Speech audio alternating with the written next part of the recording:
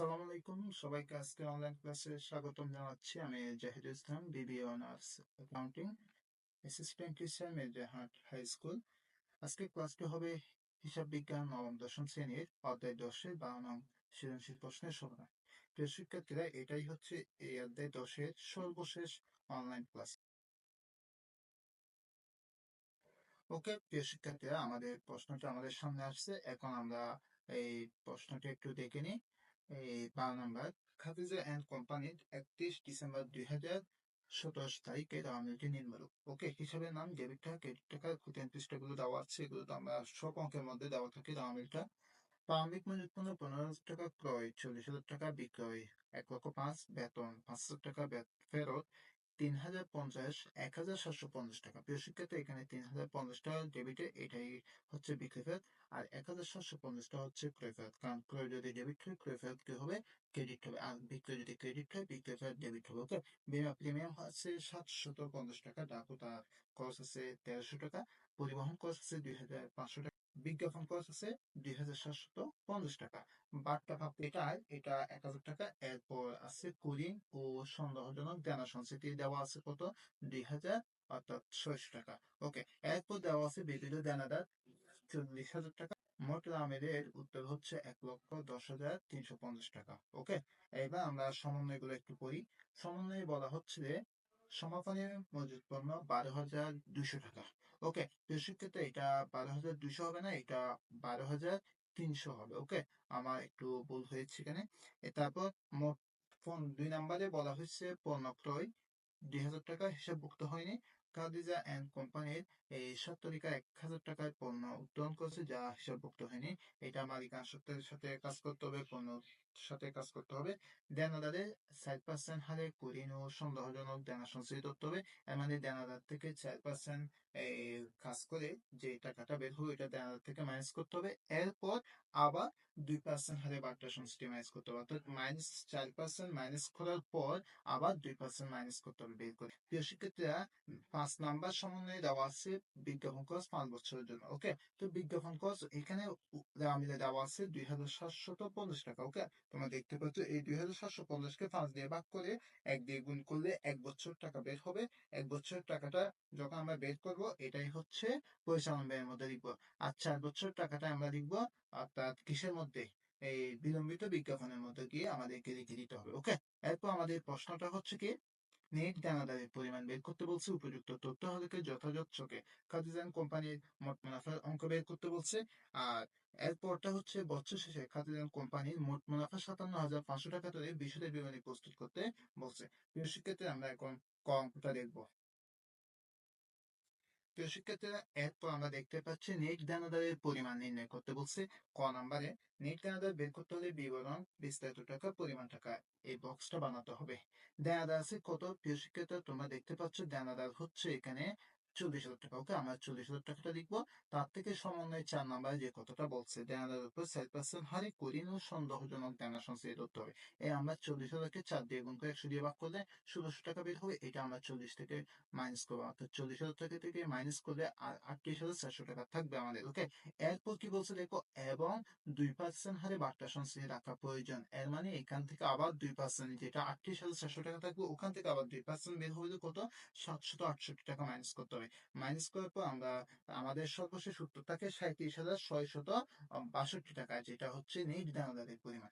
ওকে, প্রিয় শিক্ষার্থী, এরপর বলছে আমাদেরকে খ নাম্বারে মোট মুনাফা বের করতে বলছে, রাইট? তো মোট মুনাফার জন্য আমরা পরবর্তী অঙ্কটা দেখি। বিবরণ টাকা টাকা। ওকে, মোট মুনাফা যখন বের করতে হয় প্রথমে আমাদেরকে মোট মুনাফা কাজ করতে হলে বিক্রয় লাগবে। ওকে, তো সেক্ষেত্রে আমরা এখানে বিক্রয় দেখতে পাচ্ছি ক্রেডিট পাশে 1,05,000। ওকে, আমরা 1,05,000 লিখে ফেলবো।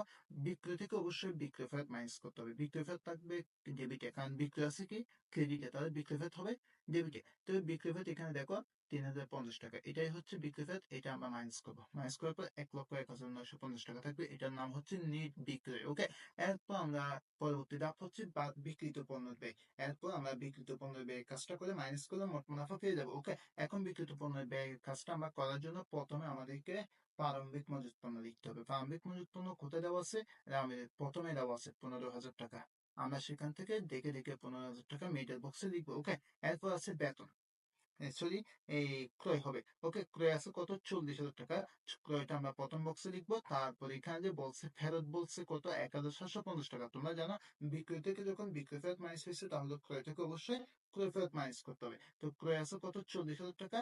তার থেকে আর 1,750 টাকাটাই হচ্ছে ক্রয় ফেরত। ওকে, এটা মাইনাস করলে আর থাকবে 38,250 টাকা। প্রিয় শিক্ষার্থী, এরপর এখানে যে সমন্বয় দেখো প্রিয় শিক্ষার্থীরা, পণ্য ক্রয় 2,000 টাকা হিসাবভুক্ত হয়নি, অর্থাৎ 2,000 টাকা হিসাবভুক্ত হয়নি মানে এটা অলিখিত ক্রয়, এটা হিসাবভুক্ত করতে হবে। সেই জন্য আমরা যোগ অলিখিত ক্রয় দিয়ে 2,000 টাকা যোগ করে দেবো। তাহলে আমাদের তারপর হবে 40,250 টাকা। এরপর প্রিয় শিক্ষার্থী, এরপর 3 নম্বর সমন্বয়টা দেখো, খাদিজান কোম্পানির স্বত্বাধিকারী 1,000 টাকার পণ্য উত্তোলন করেছে। এর মানে পণ্য নামে তো কোনো হিসাব হয় না, পণ্য নামে হিসাব হয় ক্রয় হিসাব। তাহলে ক্রয় থেকে এটা মাইনাস করতে হবে। সেই জন্য কি লিখবো? মাইনাস পণ্য উত্তোলন 1,000 টাকা। 40,250 থেকে 1,000 টাকা মাইনাস করলে 39,250 টাকা থাকবে। এরপর আসবে ক্রয় পরিবহন। ক্রয় পরিবহন মানে হচ্ছে পরিবহন কস্ট 2,500 টাকা। এই 2,500 টাকাটা আমরা এখানে দেখে দেখে লিখবো। ওকে, এরপর আমরা 15,000, 29, 39,250, 2,500 এগুলো যোগ করলে 56,750 টাকা থাকবে প্রিয় শিক্ষার্থী। এরপর আমরা সর্বশেষ এখান থেকে বিক্রিত পণ্য বের, সর্বশেষ কাজ হচ্ছে সমাপনী মজুত পণ্য মাইনাস করতে হবে। তো সমাপনী মজুত পণ্য এখানে একটু ভুল হয়েছে, এখানে 12,300 হবে। ওকে প্রিয় শিক্ষার্থী, এখানে হবে 12,300। তোমরা একটু ঠিক করে নিবে, বইয়ের মধ্যে 12,300 আছে, এখন 12,300 টাকা আমরা মাইনাস করে দেবো সমাপনী মজুত পণ্য। তাহলে 56,750 থেকে 12,300 যদি আমরা মাইনাস করি, আমাদের আর থাকবে 44,450 টাকা। এটাই হচ্ছে বিক্রিত পণ্যের ব্যয়, কিন্তু এটা আগে বাদ মানে মাইনাস করতে হবে খাত থেকে। আর ব্যয় তো সাধারণত মাইনাস হয়, খাত থেকেও মাইনাস হবে।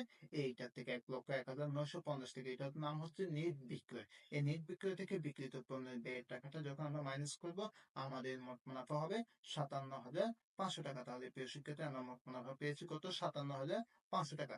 এর পরবর্তী বলছে, বছর শেষে খাদিজান কোম্পানির মোট মুনাফা 57,500 টাকা ধরে বিষয়টা বিবরণী প্রস্তুত করতে বলছে। এর মানে বাকি অংশটা কমপ্লিট করলে বিষয়টা বিবরণী কমপ্লিট হবে, মানে নেট মুনাফা পর্যন্ত করতে হবে। মোট মুনাফা 57,500 টাকা ধরে প্রিয় শিক্ষার্থীরা। এরপর আমরা প্রশ্নটা আবার দেখাচ্ছি, কারণ আমাদের অঙ্ক করার জন্য প্রশ্নটা আমাদের পাশাপাশি থাকতে হবে। ওকে, আমরা এখন এই আমাদের অঙ্কটা আসছে এবার।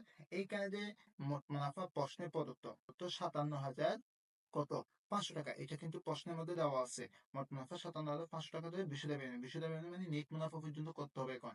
তো মোট মুনাফা যখন ওরা বলে দিচ্ছে, আমি এটা আমরা লিখে ফেললাম। এবার বাদ পরিচালন ব্যয়, পরবর্তী ধাপ হচ্ছে বাদ পরিচালন ব্যয়। মানে পরিচালন ব্যয়গুলো সবসময় ডেবিটই হবে, আর যেগুলো নিয়মিত হয়। ওকে, এই পরিচালন ব্যয়গুলো আমরা নেব এখন। আমাদের প্রথম আছে বেতন। বেতন দেখে দেখে লিখে ফেলবো 5,000 টাকা। তারপর দেওয়া আছে ফেরত না বীমা প্রিমিয়াম। বীমা প্রিমিয়াম দেওয়া আছে 750 টাকা, এটাও দেখে দেখে লিখে ফেলবো।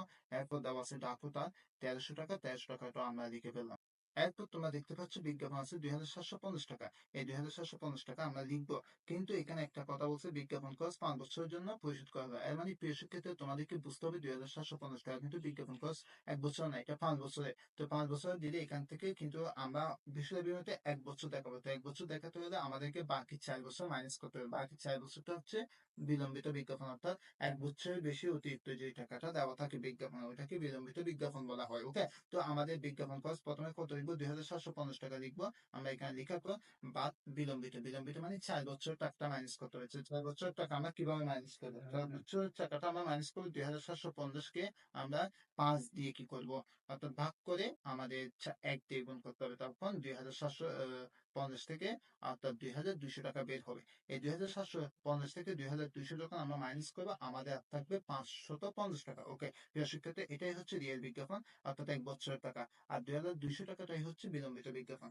এরপর প্রিয় শিক্ষার্থী চলে আসবে আমাদের কুরিন নিয়ে। ওকে, আমরা যে এখানে কুরিন দেনাদারের উপর কত পার্সেন্ট? 4% হারে কুরিন সংস্থাটি বের করতে বলছে প্রিয় শিক্ষার্থী। তো 4% হারে কত হবে? দেখো প্রিয়, কুরিন ও সমাপনী সমাপনী কুরিন ও সন্দেহজনক দেনা সঞ্চিতি কত? আমাদের লিখতে হবে 1,600 টাকা, কারণ 4% যে বলছে খাত থেকে ডান থেকে এই 1600 টাকা। এরপর আমাদেরকে প্রারম্ভিক কুলিংটা মাইনাস করতে হবে। প্রারম্ভিক কুলিং কত আছে আমাদেরকে দেখতে হবে। প্রিয় শিক্ষার্থী, আমাদের প্রারম্ভিক কুলিং এর সন্দেহজনক দানা সঞ্চয় দেওয়া আছে কত, 2600 টাকা। তাহলে এর মানে 1600 থেকে 2600 এটা মাইনাস করতে হবে। অর্থাৎ সমন্বয়টা থেকে প্রারম্ভিকটা অর্থাৎ এটা আমাদেরটা মাইনাস করতে হয় কুলিং। তো আমরা মাইনাস করলে আমাদের এখানে মাইনাস আরো 1000 টাকা, কারণ এটা হচ্ছে 1600, এটা হচ্ছে 2600 টাকা। ওকে, তো 1600 টাকা থেকে 2600 টাকা গেলে তো মাইনাস অবশ্যই কত আসবে, 1000 টাকা আসবে। এরপর বলছে প্রিয় শিক্ষার্থী দেয়াদায় বার্তা সংস্কৃতি।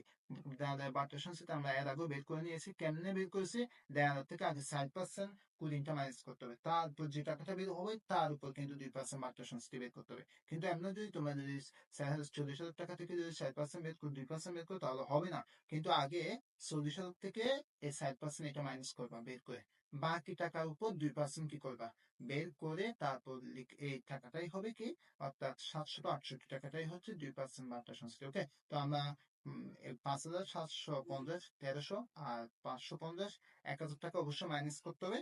আর 768 টাকা যোগ করলে আমাদের 7,368 টাকা থাকবে। এটার নাম হচ্ছে পরিচালন ব্যয়। পরিচালন ব্যয় যখন বলছে ব্যয় মাইনাস করতে পারি, এখানে আমরা বাদ দিয়েছি, বাদ মানে মাইনাস, কার থেকে মাইনাস, মোট মুনাফা থেকে 57,500 থেকে মাইনাস করলে আর থাকবে 50,162, যেটাই হচ্ছে পরিচালন মুনাফা। ওকে, পরিচালন মুনাফা আমরা পেয়ে গেছি 50,162 টাকা।